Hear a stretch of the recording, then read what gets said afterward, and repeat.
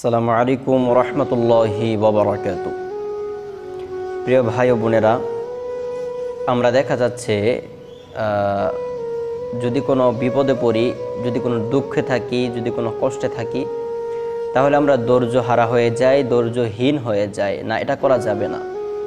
আমাদেরকে মনে রাখতে হবে ধৈর্য এমন একটা জিনিস, আল্লাহ পাক ধৈর্যটাকে এমন প্রাধান্যতা দিয়েছেন যা আপনি কল্পনা করেও আপনি বুঝতে পারবেন না, কল্পনা করেও শেষ করতে পারবেন না।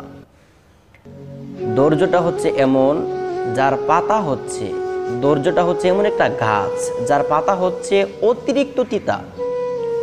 যার পাতা হচ্ছে একটা গাছ যদি হয়, সেই গাছের পাতা হচ্ছে, এই ধৈর্যটার গাছের পাতা হচ্ছে অতিরিক্ত তিতা, কিন্তু এর ফল অতুলনীয় মিষ্টি। পড়েন সুবহানাল্লাহ।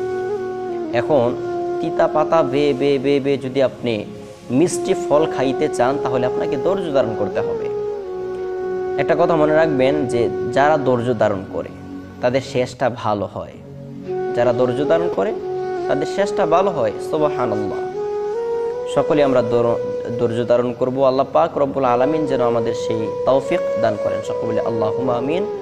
সর্বক্ষেত্রে, সর্ব অবস্থায়, দুনিয়ার মধ্যে যতদিন আমরা বেঁচে থাকবো ইনশাআল্লাহ, আমরা ততদিন ইনশাআল্লাহ আল্লাহ পাক রব্বুল আলামিনের উপর তাওয়াক্কুল করে ধৈর্য ধারণ করব। আমাদের সহায় হবেন নবী রাহমাতুল আলামিনের উসিলা করে মহান আল্লাহ। পড়েন সুবহানাল্লাহ। ওয়া আখির দাওয়াহুম আলহামদুলিল্লাহি রাব্বিল আলামিন। আল্লাহ পাক যেন আমাদের সকলকে পবিত্র পরিপূর্ণভাবে 100% ধৈর্য ধারণ করার তৌফিক দান করে। সকলে বলি আল্লাহুম্মা আমিন।